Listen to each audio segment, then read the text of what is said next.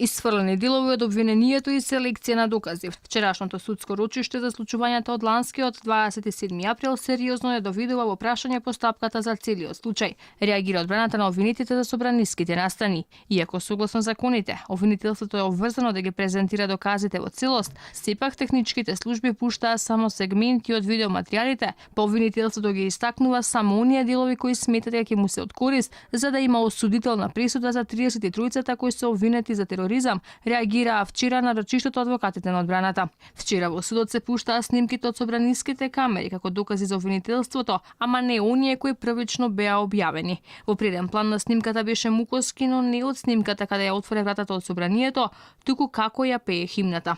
Дека се случуваа сериозни пропусти на кои укажуваат адвокатите на одбраната, говори и тоа што на дел од видеата кои се презентираа вчера немаше точна саатница за тоа кога се случувале настаните, па не може да се види дали има поврзаност на действијата на обвинетите, како што тврди обвинителството.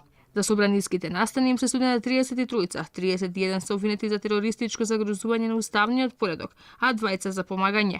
Во притвор во истражниот затвор се 10. Апелација непосредно пред гласањето во собранието за уставните измени после 7 месеци од кога притвор ги пушти пратениците Саша Василевски и Љубен Арнаудов, кои со имот гарантираа дека ќе се појавуваат на судењата.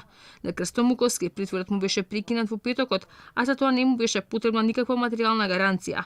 Судот не одговори што се сменило за после 7 месеци за прво обвинетиот да не се потребни мерки за обезбедување.